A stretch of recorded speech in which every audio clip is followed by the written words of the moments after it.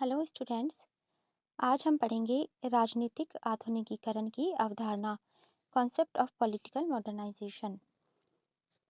इसके अंतर्गत हम ये देखते हैं कि आधुनिकीकरण है क्या। आधुनिक काल में अधिकांश विद्वानों का ये मत है कि आधुनिकीकरण स्वयं में एक जटिल, मिश्रित और बहुस्तरीय अवधारणा है। अर्थात इसका अर्थ, इसके लक्षण अत्यंत अस्पष्ट हैं। और एल होरोविट्ज ने यह मत व्यक्त किया है कि आधुनिकीकरण में एक अवधारणा के गुण का ही अभाव है। किंतु अधिकांश विद्वानों का मत है कि आधुनिकीकरण सामाजिक विकास की एक ऐसी प्रक्रिया है जिसके द्वारा अविकसित अथवा विकासशील देश अपने से अधिक विकसित देशों के संरचनात्मक लक्षणों को प्राप्त करने की चेष्टा करते हैं। यानी कि जो तृतीय दुनिया के देश हैं, जो अविकसित हैं, जैसे एशिया और अफ्रीका के देश, वो अपने से अधिक विकसित देशों के जो संरचनात्मक लक्षण हैं उनको प्राप्त करने की चेष्टा करते हैं। तो हर क्षेत्र में वे आधुनिकीकरण की स्थापना करना चाहते हैं। अब राजनीतिक आधुनिकीकरण का अर्थ और परिभाषा अगर हम देखें तो हम ये देखते हैं कि आधुनिकीकरण की प्रक्रिया जब राजनीतिक क्षेत्र में प्रकट होती है तो इसे राजनीतिक आधुनिकीकरण की प्रक्रिया कहा जाता है। वस्तुतः कोई राजनीतिक व्यवस्था संपूर्ण सामाजिक व्यवस्था का ही एक अंग होती है। राजनीतिक व्यवस्था संपूर्ण सामाजिक व्यवस्था का ही एक अंग या उपव्यवस्था होती है और इस रूप में समाज में चलने वाली आधुनिकीकरण की प्रक्रिया से राजनीतिक आधुनिकीकरण की प्रक्रिया जन्म लेती है और प्रेरित भी होती है। राजनीतिक आधुनिकीकरण की प्रक्रिया में पुरानी अथवा परंपरागत राजनीतिक व्यवस्था को आधुनिक राजनीतिक व्यवस्था में रूपांतरित करने का प्रयास चलता रहता है। हम ये देखते हैं कि तुलनात्मक दृष्टि से इसका अर्थ क्या है कि जब भी कोई अविकसित या विकासशील राजनीतिक व्यवस्था स्वयं को अपने से अधिक विकसित राजनीतिक व्यवस्था में रूपांतरित करने का प्रयत्न करती है तो उसके इस क्रियात्मक प्रयत्न को राजनीतिक आधुनिकीकरण की प्रक्रिया कहा जाता है। अर्थात विकासशील और विकसित देश जब विकसित बनने का प्रयास करें तो इसे हम कहेंगे राजनीतिक आधुनिकीकरण। रॉबर्ट वार्ड के अनुसार राजनीतिक आधुनिकीकरण आधुनिक समाज की प्राप्ति हेतु ऐसा आंदोलन है। राजनीतिक आधुनिकीकरण आधुनिक समाज की प्राप्ति हेतु ऐसा आंदोलन है जिसका प्रमुख लक्षण है अपने पर्यावरण की भौतिक एवं सामाजिक परिस्थितियों को नियंत्रित या प्रभावित करने की दूरगामी क्षमता तथा ऐसी मूल्य व्यवस्था जो इस क्षमता की आवश्यकता एवं इससे प्राप्त होने वाले परिणाम के बारे में मूल रूप से आशावादी होती है। एसपी हंटिंगटन ने राजनीतिक आधुनिकीकरण के लिए ये बताया है कि राजनीतिक आधुनिकीकरण एक बहुमुखी प्रक्रिया है जिसका संबंध मानवीय चिंतन तथा गतिविधियों के सभी क्षेत्रों में परिवर्तन से है। और तो इस प्रकार एसपी वर्मा ने राजनीतिक आधुनिकीकरण को बहुस्तरीय प्रक्रिया बताया है। उन्होंने इसके 5 स्तर बताए हैं। एक तो ये होता है मनोवैज्ञानिक स्तर। मनोवैज्ञानिक स्तर पर राजनीतिक आधुनिकीकरण की प्रक्रिया व्यक्तियों के मूल्यों, दृष्टिकोणों और आकांक्षाओं में परिवर्तन उत्पन्न करती है। व्यक्तियों के मूल्यों, दृष्टिकोणों और आकांक्षाओं में परिवर्तन उत्पन्न करती है। बौद्धिक स्तर पर राजनीतिक आधुनिकीकरण की प्रक्रिया का अर्थ है व्यक्ति की अपने वातावरण की जानकारी के बारे में अत्यधिक वृद्धि होना और संपूर्ण समाज में बढ़ती साक्षरता यानी शिक्षा और संचार व्यवस्था के द्वारा इस जानकारी का समाज में प्रसार होना। यानी कि जब व्यक्ति अपने वातावरण के बारे में अत्यंत जानकारी प्राप्त कर लेता है और संपूर्ण समाज में साक्षरता, शिक्षा और चेतना बहुत बढ़ जाती है तो बौद्धिक स्तर पर यह माना जाता है कि राजनीतिक आधुनिकीकरण हो गया है। जनसंख्या के स्तर पर यह माना जाता है कि प्रत्येक व्यक्ति के जीवन स्तर में सुधार होना चाहिए तथा स्वास्थ्य और आयु में वृद्धि होनी चाहिए। यानी कि उनकी जो आयु है, जैसे पहले व्यक्ति 50 वर्ष जीते थे लेकिन अब वो 70-80 साल तक जिए और उनके लिए बहुत अच्छी स्वास्थ्य सुविधाएं हों। साथ ही व्यक्तियों की भौगोलिक गतिशीलता में वृद्धि हो, यानी इधर से उधर वो आना जाना कर सकें, ग्रामीण क्षेत्रों से शहर की और जनसंख्या ज़्यादा आए। तो ऐसी स्थिति में हम ये कहते हैं कि जनसंख्या के स्तर पर आधुनिकीकरण हो रहा है। सामाजिक स्तर पर आधुनिकीकरण की जो प्रक्रिया है वो संस्थागत और संगठनात्मक निष्ठा और भक्ति के केंद्र में परिवर्तन करती है। यानी कि व्यक्ति जो पहले परिवार के प्रति, ग्राम के प्रति, जाति के प्रति बहुत ज़्यादा आसक्त था, यानी कि बहुत संकुचित क्षेत्रों तक सीमित था, उनके स्थान पर अपनी इच्छा से और अन्य समूह व्यक्तियों की निष्ठा और भक्ति के केंद्र जब बनने लगे, तो इस ऐसी स्थिति में मानते हैं कि सामाजिक स्तर पर राजनीतिक आधुनिकीकरण होने लगा है। यानी कि वो अब सीमित क्षेत्र तक नहीं रहने लगा है, बल्कि जैसे मानवाधिकार समूह में सम्मिलित हो गया है, और समाज सेवा के किसी समूह में सम्मिलित हो गया है, और इस तरह उसके जो भक्ति के केंद्र हैं वो विस्तृत होते चले जाते हैं। आर्थिक स्तर पर ये माना जाता है कि आधुनिकीकरण तब होता है जब कृषि का महत्व तो कम हो जाता है और उसके बजाय उद्योग और व्यापार धंधों का अधिक विकास होता है, बड़े बड़े उद्योगों का विकास होता है। कृषि मात्र जीविका का साधन नहीं रहती, इसका बाजारीकरण होने लगता है और जनसंख्या का बड़ा भाग कृषि क्षेत्र से उद्योगों और व्यापार के क्षेत्र में प्रवेश करने लगता है। तो इस प्रकार हर क्षेत्र में इन्होंने आधुनिकीकरण का अर्थ बताया है। एडवर्ड शिल्स ने ये बताया है कि विकासशील देश जो हैं, जैसे द्वितीय महायुद्ध के बाद लैटिन अमेरिका, एशिया और अफ्रीका के राष्ट्र थे, वो पहले अत्यंत पिछड़े हुए थे। ये आर्थिक रूप से भी पिछड़े हुए थे, सामाजिक रूप से भी पिछड़े हुए थे और राजनीतिक दृष्टि से भी इनमें बड़ी अस्थिर राजनीतिक व्यवस्थाएं थी। तो ये जो विकासशील राष्ट्र हैं, ये कृषि प्रधान सामाजिक आर्थिक रचना वाले थे, यानी कि इनके जीवन में अधिकतर कृषि को ही अपनाया जाता था। केवल पेट भरने तक ही व्यक्ति सीमित रहते थे। इन राष्ट्रों ने आधुनिकीकरण का मार्ग अपनाया और धीरे-धीरे ये आधुनिक आधुनिकीकरण की तरफ बढ़ने लगे। लेकिन ये जो मार्ग था, इसमें उन्होंने यूरोपीय देशों की नकल की और यूरोपीय देशों की नकल करने से ऐसा माना जाने लगा कि इन्होंने आधुनिकीकरण नहीं बल्कि पश्चिमीकरण का ही मार्ग अपनाया है। आधुनिकीकरण नहीं वरन पश्चिमीकरण, यानी पाश्चात्य देशों की ये नकल करने लगे हैं। लेकिन ये राष्ट्र ये चाहते हैं कि हम पश्चिम के प्रभाव से मुक्त रहते हुए आधुनिकीकरण करें। तो इसीलिए मार्टिन आर डेविस और वाहन ए लेविस ने अधिक सकारात्मक रूप से प्रकट करते हुए कहा है कि इनका उद्देश्य आधुनिक होना अर्थात गतिशील, जनता के हित के प्रति अधिक रुचिवान, लोकतांत्रिक और समतावादी, वैज्ञानिक, आर्थिक दृष्टि से विकसित, प्रभुता संपन्न एवं प्रभावशाली होना। यानी कि आधुनिकीकरण का अर्थ उन्होंने कुछ अलग बताया है, यानी हर क्षेत्र में उनका विकास हो रहा है। राजनीतिक क्षेत्र में लोकतांत्रिक हो रहे हैं और आर्थिक क्षेत्र में वो समतावादी हैं, यानी सब लोग समान हों, आर्थिक दृष्टि से वो विकसित भी हों और वैज्ञानिक दृष्टि से भी काफ़ी उन्नत हों। तो इन्होंने आधुनिकीकरण का ये अर्थ बताया है। तो इस प्रकार राजनीतिक आधुनिकीकरण के अर्थ और परिभाषा के संबंध में विद्वानों में पर्याप्त मतभेद है। फिर भी ये माना जाता है कि आधुनिकीकरण की प्रक्रिया, जो राजनीतिक आधुनिकीकरण की प्रक्रिया है, वो सामाजिक परिवर्तन, संचार के साधनों के विस्तार और आर्थिक विकास से घनिष्ठ रूप से संबंधित होती है। तो राजनीतिक आधुनिकीकरण के लक्षण और विशेषताएं अगर हम देखें तो उसके कई लक्षण और विशेषताएं हैं। जैसे एक तो है विभेदीकरण। विभेदीकरण का मतलब ये है कि आज राजनीतिक आधुनिकीकरण में राजनीतिक व्यवस्था के विभिन्न कार्यों में अत्यंत वृद्धि हुई है और निरंतर वृद्धि होती जा रही है।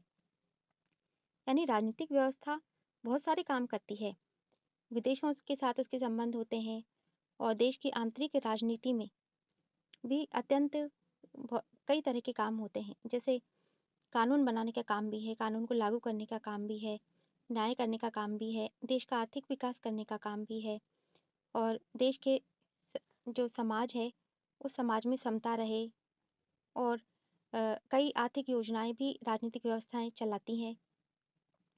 और अंतरिक्ष के क्षेत्र में हो, वाहन के क्षेत्र में हो, हर क्षेत्र में राजनीतिक व्यवस्था काम करती है और प्रशासनिक क्षेत्र में भी वो काम करती है। तो राजनीतिक व्यवस्था के काम अत्यंत बढ़ गए हैं।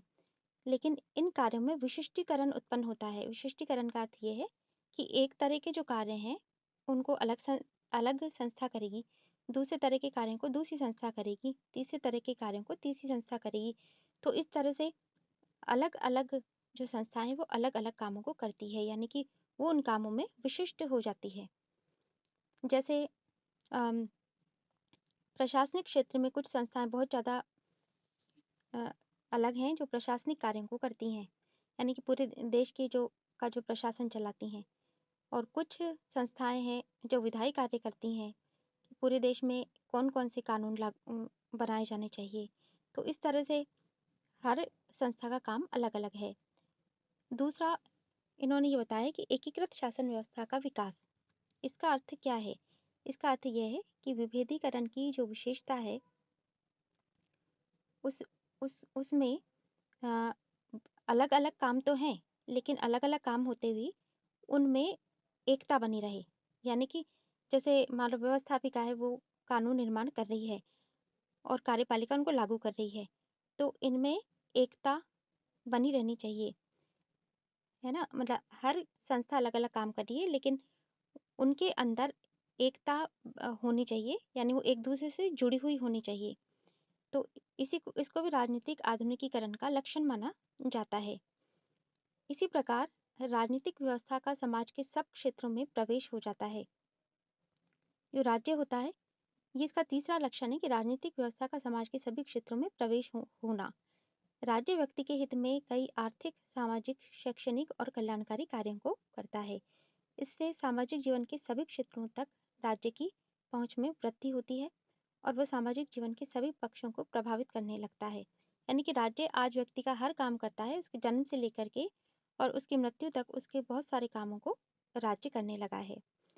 जैसे सड़क भी बनवानी है, पुल भी बनवाने हैं, या वनों की रक्षा भी करनी है, या पहाड़ों की रक्षा करनी है, यानी कि अपने पूरी भौगोलिक जो स्थान है उनकी रक्षा करना, अपनी जनसंख्या की रक्षा करना, अपनी जनता के स्वास्थ्य है, उसकी शिक्षा, उसके जीवन स्तर को ऊंचा बनाना। तो इस तरह से, और विदेशों से, यानी कि दूसरे देशों का अगर आक्रमण हो या उनसे देश को कोई भी अहित हो, तो भी अपने देश के लोगों की रक्षा करना। तो राजनीतिक व्यवस्था के कार्य बहुत अधिक हैं और इसीलिए वो सामाजिक जीवन के सभी पक्षों को प्रभावित करने लगता है। तो इसको भी राजनीतिक आधुनिकीकरण का एक लक्षण माना जाता है। फिर हम देखते हैं समता, यानी कि राजनीतिक आधुनिकीकरण नागरिकों की समानता पर भी अत्यधिक बल देता है। वो ये मानता है कि सभी नागरिकों को राजनीतिक व्यवस्था में समान अवसर दिया जाए। जब भी कोई राजनीतिक और प्रशासनिक पदों का चयन होता है, तो वो इस आधार पे नहीं होता कि ये बहुत अमीर के बच्चे हैं या ये कोई विशेष जाति में उत्पन्न हुए, तो इनको तो उच्च पद दिया जाए और अन्य को निम्न पद दिया जाए, ऐसा नहीं होता है। अत्यंत ये देखा जाता है, राजनीतिक आधुनिकीकरण में ये देखा जाता है कि योग्यता और प्रतिस्पर्धा की प्रणाली के द्वारा ही उनको पद दिए जाएं, यानी कि जो जितना योग्य हो वो उतना ऊंचा पद प्राप्त करे। और उनके अंतर्गत जैसे हम ये देखते हैं कि नौकरियों में प्रतिस्पर्धा होती है, यानी कंपटीशन होता है, और उसमें जो जिसका चयन हो जाता है, वो ही उच्च स्तर का प्रशासनिक पद प्राप्त कर लेता है। तो तो इस तरह से जाति, प्रजाति, धर्म, वर्ण, जन्म स्थान, भाषा, लिंग, इनके आधार पर भेदभाव नहीं किया जाता। जैसे स्त्री और पुरुषों को एक साथ मतलब समान कार्यों के लिए समान वेतन दे करके सभी पदों पर आजकल स्त्रियां भी काम कर सकती हैं, भले ही वो हवाई जहाज उड़ाना हो कि सेना का काम हो। तो इसमें है ना, इस तरह से लिंग का भी भेदभाव नहीं किया जाता है। तो शासन और प्रशासन में जो परंपरागत अभिजन वर्ग था, उनका महत्व घट रहा है, यानी जो पहले जमींदार थे, सामंत वर्ग थे, उनका महत्व घट जाता है। इसको हम कहते हैं राजनीतिक आधुनिकीकरण। फिर देखते हैं हम कि राजनीति में जन सहभागिता में वृद्धि होती है। राजनीतिक आधुनिकीकरण की जो प्रक्रिया है, वो सामान्य जनता को क्या बना देती है? एक सक्रिय नागरिक बना देती है। साधारण जनता स्थानीय, प्रांतीय और सामुदायिक मामलों की तुलना में राष्ट्रीय राजनीति में अधिक रुचि लेने लगती है। यानी कि अब वो संकुचित क्षेत्र से, जैसे गाँव और नगर, शहरों की पंचायतों से ज़्यादा ऊपर उठ कर के और प्रांतीय, जैसे अपने-अपने प्रांत से भी ऊपर उठ कर के और पूरे राष्ट्र की तरफ अधिक रुचि लेने लगती है कि पूरे राष्ट्र में को चुनाव हो रहे हैं तो कौन प्रधानमंत्री बन रहा है, पूरे राष्ट्र का कौन गृह मंत्री है, विदेश मंत्री कौन है, हमारा देश दूसरे देशों के साथ किस तरह संबंध बढ़ा रहा है, विभिन्न देशों हमारा देश किन-किन देशों के साथ समझौते कर रहा है, हमारे देश के लोग किस देश में खेलने के लिए गए हैं, कौन-सी टीम खेलने गई है। तो इस तरह से संकुचित परिधि नहीं होती, उनकी परिधि विस्तृत होती चली जाती है।